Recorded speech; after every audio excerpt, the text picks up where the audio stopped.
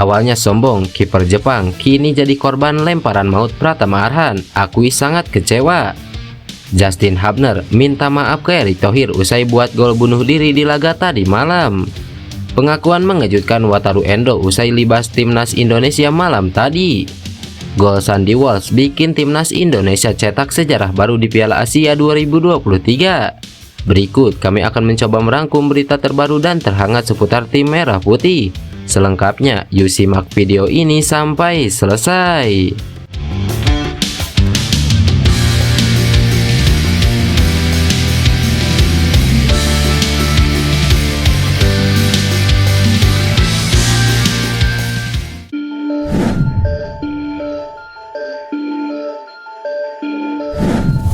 Kiper timnas Jepang Gion Suzuki harus merasakan pahitnya menghalau lemparan ke dalam Pratama Arhan.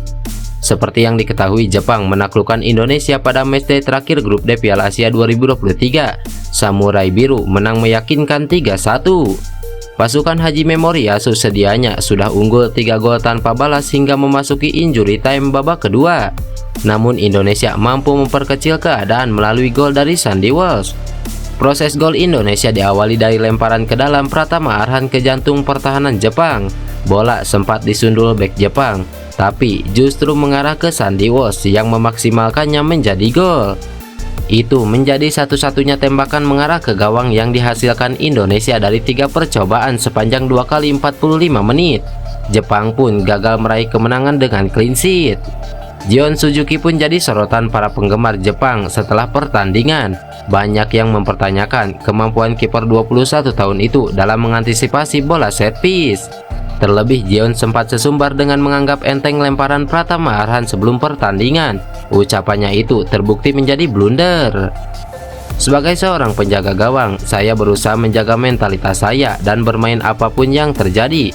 Pertandingan hari ini, meski dengan latar belakang yang berbeda, saya mencoba bermain dengan cara yang sama seperti biasanya, kata Gion Suzuki. Saya kecewa kami kebobolan di akhir pertandingan, tetapi hari ini kami bertekad untuk menang dan fokus pada hasil. Saya lega kami menang, ujarnya menambahkan.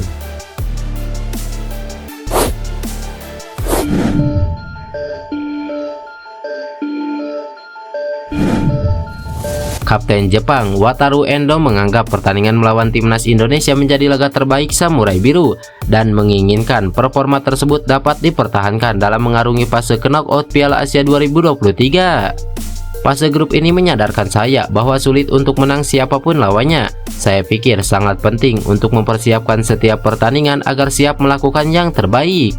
Saya pikir penting bagi kami untuk terus bermain bagus seperti hari ini di babak berikutnya. Saya akan melakukannya, ujar Wataru Endo. Dalam kesempatan yang sama, Endo juga mengungkapkan kunci sukses Jepang sehingga meraih kemenangan atas Indonesia. Menurutnya, kecepatan dan transisi menjadi faktor paling krusial.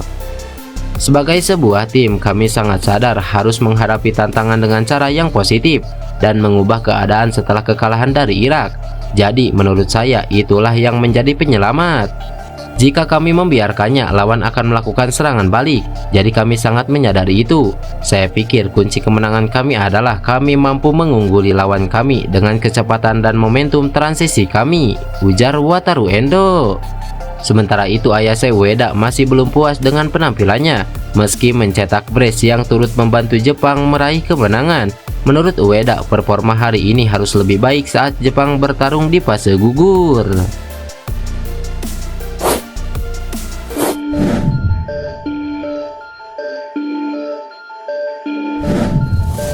Pelatih Jepang Hajime Moriyasu secara gamblang mengakui jika timnya harus bermain agresif dan cerdik untuk menundukkan timnas Indonesia di matchday ketiga grup D Piala Asia 2023. Prediksi Hajime Moriyasu pun terbukti tepat dan Jepang mampu mengalahkan timnas Indonesia.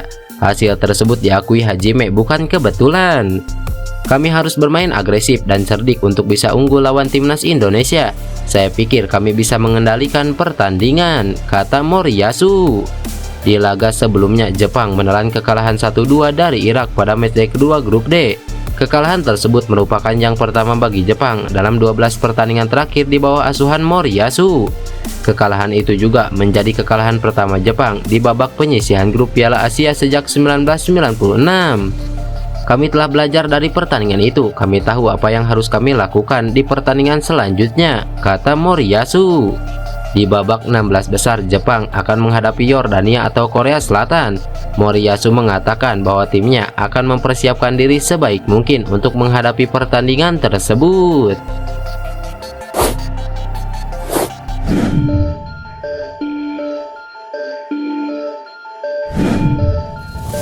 Gol Sandy Walsh pada menit-menit akhir pertandingan saat melawan Jepang mencatatkan sejarah baru bagi timnas Indonesia di Piala Asia. Sandy tak menyanyiakan bola yang meluncur ke arahnya setelah bola dari lemparan ke dalam Pratama Arhan coba disundul Takumi Minamino. Gol tersebut memangkas jarak Indonesia dengan Jepang sekaligus memiliki arti tersendiri dalam sejarah keikutsertaan tim merah putih di Piala Asia. Kemampuan mencetak 1 gol ke gawang Jepang membuat Indonesia selalu menjebol gawang lawan dalam tiap laga fase grup Piala Asia. Ini merupakan kali pertama Indonesia bisa selalu mencetak gol ke gawang lawan. Dalam 4 kesempatan terdahulu, timnas Indonesia paling banyak hanya bisa menjaringkan bola di 2 laga berbeda. Jadi ini menjadi sebuah sejarah baru buat timnas Indonesia dengan bisa mencetak gol di setiap pertandingan fase grup.